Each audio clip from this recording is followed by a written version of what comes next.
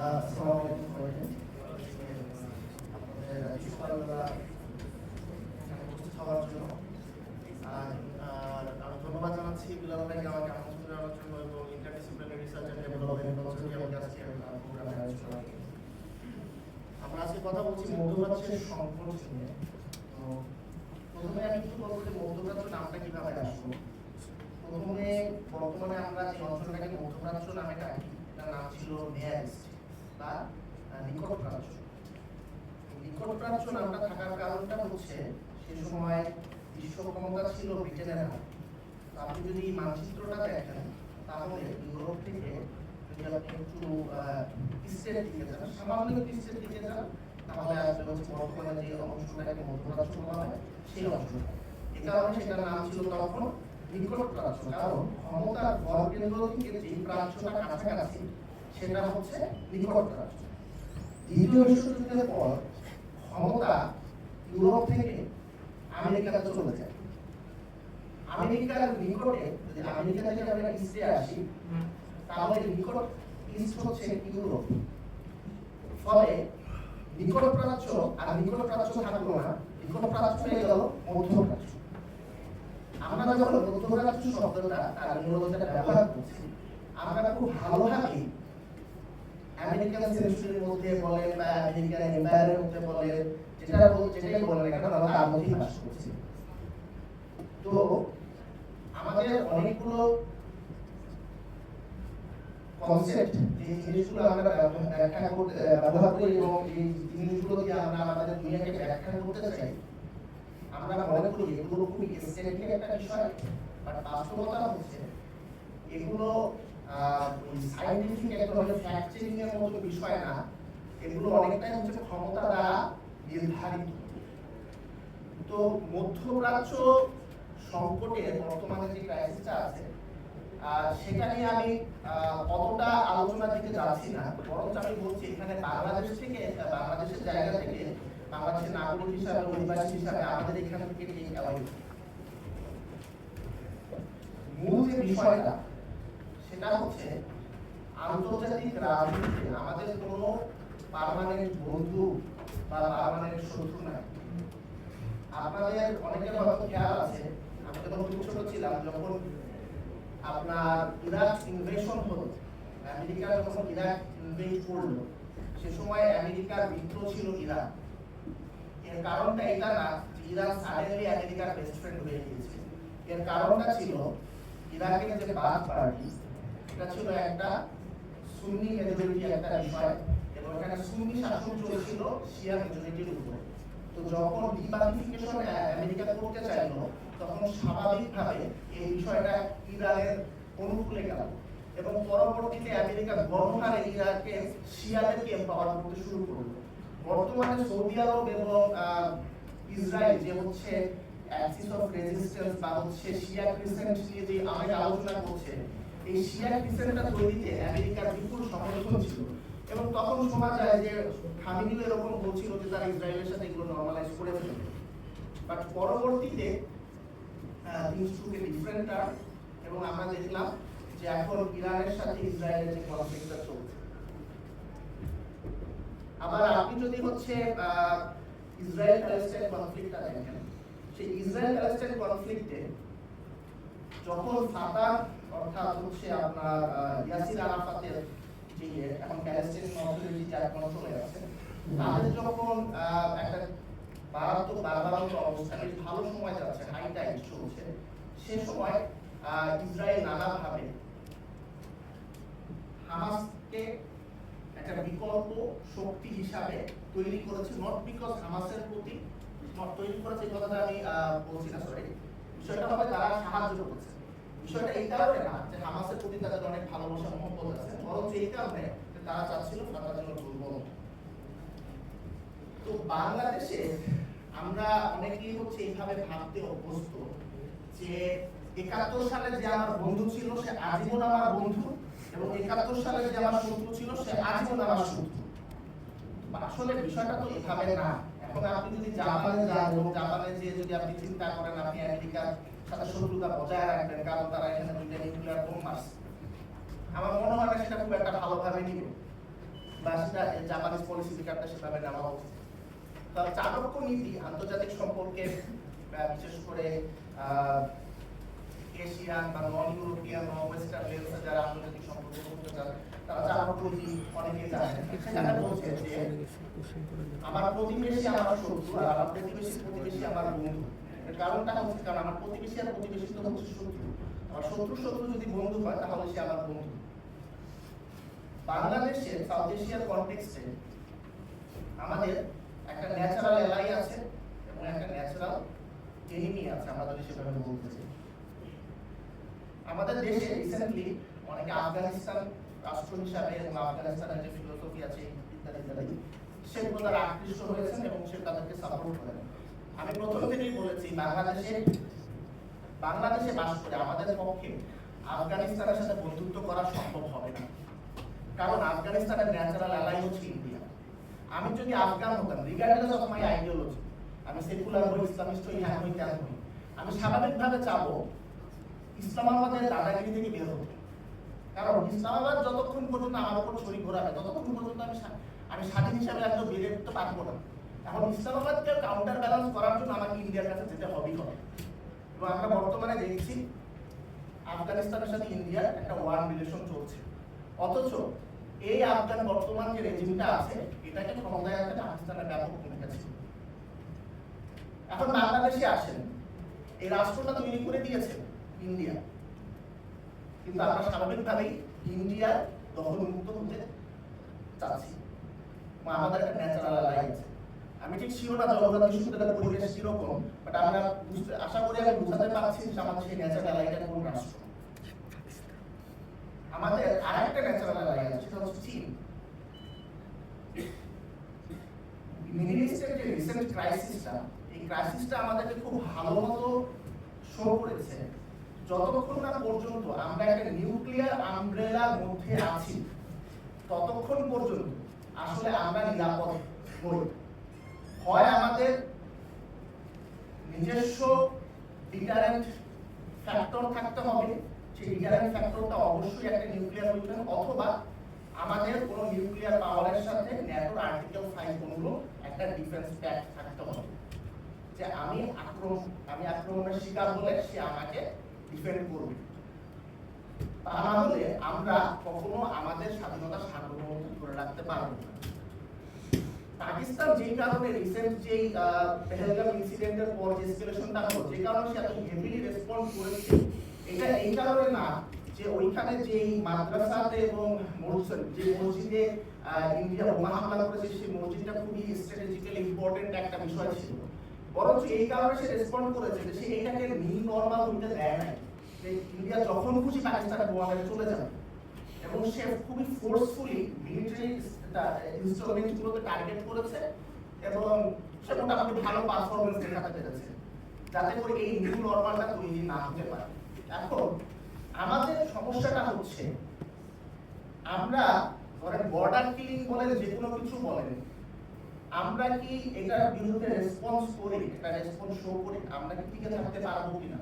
ধরেন পাকিস্তান রাফাল ফেলতে পারছে, আমরা কি ফেলতে পারবো? এই প্রশ্নটা আমাদেরকে করতে হবে। আনফরচুনেটলি দীর্ঘদিন ধরে আমরা জাতীয় নিরাপত্তা এই শব্দগুলো আমরা আমাদের ডিসকোর্সে, পাবলিক ডিসকোর্সে শুনি না, ন্যাশনাল সিকিউরিটি। অথচ আমেরিকাতে যা যে কোনো সিনেটর যদি একটা স্পিচ দেয় তার মধ্যে দুইবার হচ্ছে আপনার ন্যাশনাল সিকিউরিটি, এই টার্মটা থাকে। তো আমরা ন্যাশনাল সিকিউরিটি এই টার্মটাই শুনি না। আমি লাস্ট শুনছিলাম টিপাই মুখের সময় নিজামীর একটা বক্তব্য। তো ন্যাশনাল সিকিউরিটির ক্ষেত্রে আমাদের প্রবলেমটা, আমরা যখন অস্ত্রের কথা বলি, ডিফেন্স টেকনোলজির কথা বলি এবং ডিফেন্স বাজেট বৃদ্ধির কথা বলি, আনফরচুনেটলি আমাদের ডিফেন্স বাজেট কমানো হচ্ছে। সারা পৃথিবীতে এখন যুদ্ধে জামা বাজতেছে আর আমরা ডিফেন্স বাজেট কমাই দিচ্ছি। তখন কিন্তু আমরা শুধু যুদ্ধবাজ বা যুদ্ধবিহীন হওয়ার কথা বলি না।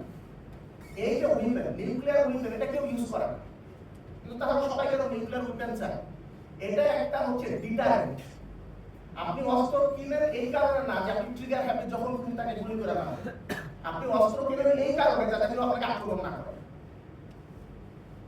এখন আপনি বর্ডার কিলিং থামাবেন, আপনি স্বাধীন পররাষ্ট্র নীতি নিবেন, আপনি ইন্ডিয়ার অনেক যৌক্তিক অযৌক্তিক আকাঙ্ক্ষা যেগুলো আপনার ইন্টারেস্ট, আপনার পপুলার এক্সপেকটেশন সেগুলোর এগেইনস্টে যায়, আপনার ন্যাশনাল সভরেনিটি ন্যাশনাল ইন্টারেস্টের এগেইনস্টে যায়, আপনি কিভাবে সেগুলো থামাবেন? কেন? ধরেন আপনার ছোটবেলা ধরেন স্কুলে বুলি, স্কুলে যে বুলি থাকে সে অনেক সময় হচ্ছে দুর্বল স্টুডেন্টকে পিক করে, তার সাথে জ্ঞান করে, নট বিকজ দুর্বল স্টুডেন্ট তার কোনো ক্ষতি করছে, বাট বিকজ কেন না, কোনো সমস্যা নাই, I can get away with it. রাস্তা যদি 10 টাকা পড়ে থাকে যে কেউ কুড়াই নিবে, ভালো মানুষ কুড়াই নিবে, কারণ তার কোনো সমস্যা নাই। তো আমি কি এমন করছি যে যার কারণে অন্য কেউ আমাকে আক্রমণ করবে না? আমি কি এমন কোনো ডিটারেন্ট এস্টাবলিশ করতে পারছি কিনা? এই ডিটারেন্ট না থাকার কারণে আমরা নট অনলি আমাদের ইন্ডিপেন্ডেন্ট পলিসি অবজেক্টিভস গুলো পার্সু করতে পারছি, বাট আমাদের আসলে বর্ডার কিলিং থেকে শুরু করে অনেক ঘটনাগুলোতে আমরা স্ট্রং অবস্থান নিতে পারছি না। এখন সমস্যাটা কোথায়? সমস্যা একটা ডিলেমা আছে। আমরা বলছি মিলিটারি বাজেট বৃদ্ধির কথা, আমরা বলছি মিলিটারি এক্সপেন্ডিচার ইনক্রিজ করার কথা, কিন্তু আমরা নিশ্চিত হতে পারছি না এই যে আমরা বাজেট বৃদ্ধি করলাম, এই যে আমরা এক্সপেন্ডিচারে বাড়ালাম, সেটা কি আমাদের মিসাইল টেকনোলজির ক্ষেত্রে ব্যবহৃত হবে নাকি আরো 10টা আয়নাঘর নির্মাণের জন্য ব্যবহৃত হবে? আমরা যে এই যে বৃদ্ধি করছি সেগুলো থেকে জেনারেলের পেট আমার মতো মোটা হবে নাকি সে অ্যাকচুয়ালি আমাদের ফাইট করবে?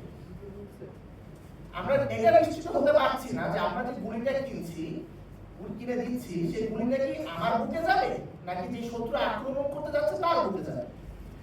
তো এইটা হচ্ছে আপনার সকল থার্ড ওয়ার্ল্ড কান্ট্রির একটা বাস্তবতা। আমাদের মিলিটারি গুলোতে এখানে আমাদের খানিকটা ওয়ালার স্টেজে যে ওয়ার্ল্ড সিস্টেম থিওরি নিয়ে আমরা আলোচনা করলাম, সেটা কিছু প্রাসঙ্গিকতা আছে। আমাদের মিলিটারি গুলো মূলত যতটা না হচ্ছে আমাদের নেশনকে প্রোটেক্ট করার জন্য, তার চেয়ে অনেক বেশি হচ্ছে বিশ্ব শক্তিগুলো আছে তাদের পাহারাদার হিসাবে। এর অনেক বাস্তবতা আছে। ধরেন আমরা অনেক সময় বলি যে মিডল ইস্টার্নের মোনার্কিস গুলো আছে, তাদের মিলিটারি বাজে অবস্থা কেন?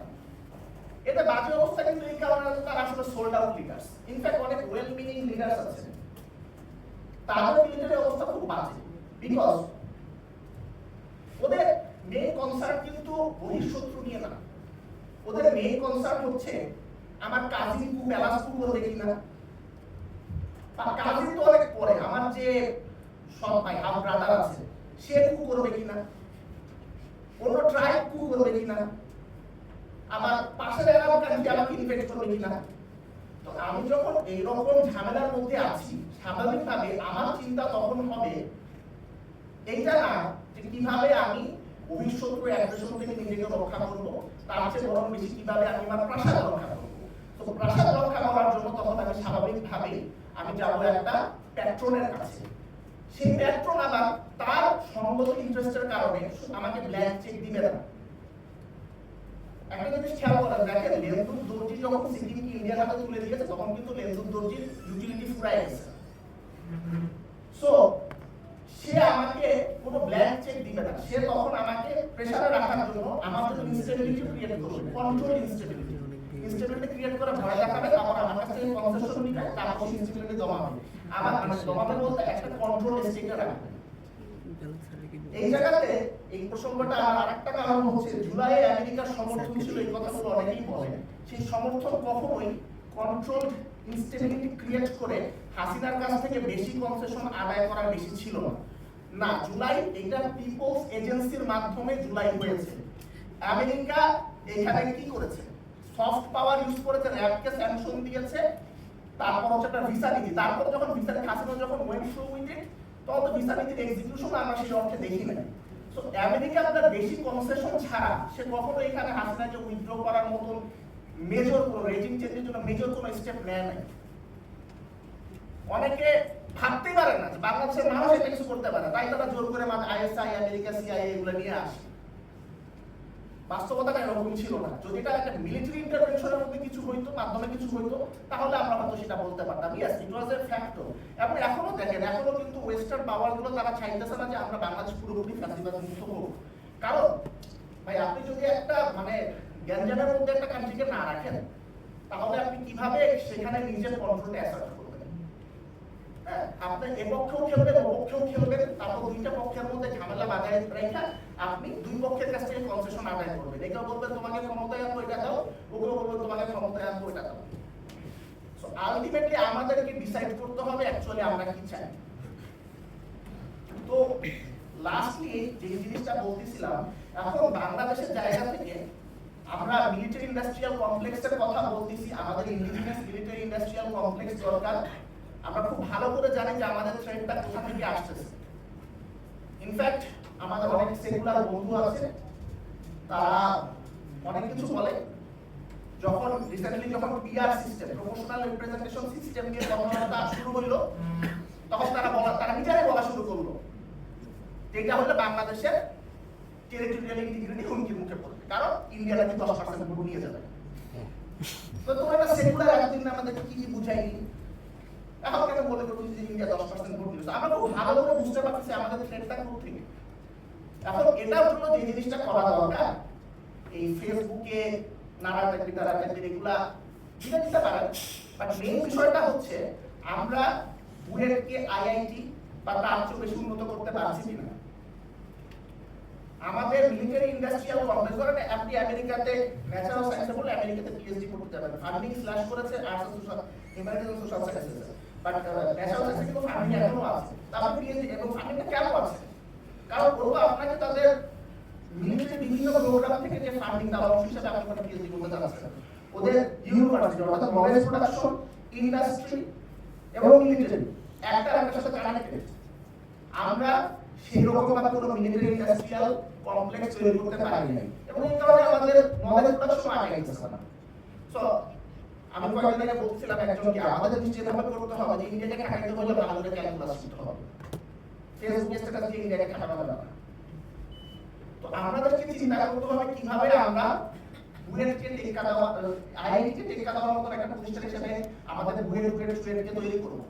আপনি যদি আমার দিন কোয়ালিফাই এয়ারপোর্ট, আমি বহুবার ওখান থেকে যাতায়াত করতে হয়েছে সাভারনাগা, সেখানে যদি আপনি যান দেখবেন যে এয়ারপোর্টে যে ঝাড়ুদার সুপার ক্লিনার সেখান থেকে শুরু করে তাদের যে ম্যানেজার বেরুন কোর্ট করে এখানে আছে, সবার মধ্যে প্রচুর ইন্ডিয়ান আছে এবং একটা পার্টিকুলার রিলিজিয়নের ইন্ডিয়া। কিন্তু আপনি যদি বাংলাদেশিদেরকে বলতে তাহলে শুধুমাত্র সুপারদের মধ্যে বুঝতে হবে, হোয়াইট কলার কোনো বাংলাদেশি পাবেন না। আপনি যদি আল জাজিরাতে যান, কারণ হোয়াইট কলার বাংলাদেশি হাতে দিলে আপনি বলে দিতে পারবেন 2 জন আছে কিনা। ইন্ডিয়ার সবখানে আছে হোয়াইট কলার, ব্লু কলার এগুলো। আপনি কাতার এয়ারওয়েজে চলবেন, পাইলটদের মধ্যে ইন্ডিয়ান আছে, কেবিন ক্রুদের মধ্যে ইন্ডিয়ান আছে। আমি প্রায় 20 বারের মতো কাতার এয়ারওয়েজে চলেছি, 2 জন শুধুমাত্র আমি বাংলাদেশি কেবিন ক্রু দেখা পেয়েছি, ইন্ডিয়ান কিন্তু অসংখ্য। তো আমরা যখন বারবার বলছি যে ওয়েস্টার্ন পলিসি, রিজিওনাল পলিসি, সেগুলো ইন্ডিয়া ডমিনেটেড, তার একটা বড় কারণ আমরা কি কখনো চিন্তা করছি যে সিলিকন ভ্যালিতে আমাদের রিপ্রেজেন্টেশন আছে কিনা, ওয়াল স্ট্রিটে আমাদের রিপ্রেজেন্টেশন আছে কিনা। হ্যাঁ, কয়েকজন আছে, কিছু অর্ডিনারি ছেলে, সচিবের ছেলে, যারা সাধারণ ব্রাউন প্যারেন্টসকে নিয়ে এই চর্চা করে এবং সে মনে করে যে হচ্ছে 47 একটা দেশ না হইলে বোধহয় ভালো হইতো। এখন সে আজাদি বলতে পারে না, সে এখন পার্টিশন বলে। তো ওইটাতে তো আমাদের হইতেছে না। সো ঋষি সুনাক তো ওখানে যাইতেছে, আমরা কোথায় যাইতেছি? আমরা কি করছি? বরঞ্চ আমরা আরো ভুল চর্চা করছি। আমরা বলতেছি যে শহর ছেড়ে চাকরি ছেড়ে ব্যবসা করে শহর ছেড়ে গ্রামে যে হানিকারক। এই ধরনের চিন্তা থেকে বের হয়ে আমরা যদি অ্যাকচুয়ালি আমাদের মিলিটারি ইন্ডাস্ট্রিয়াল কমপ্লেক্স, যারা একটা ইন্টিগ্রাল পার্ট হচ্ছে নলেজ প্রোডাকশন, সেখানে যদি আমরা নজর দিই, তাহলে কেবলমাত্র আমরা একটা স্বাধীন সত্তা হিসাবে বাংলাদেশকে টিকিয়ে রাখতে পারবো। ঠিক আছে, থ্যাংক ইউ।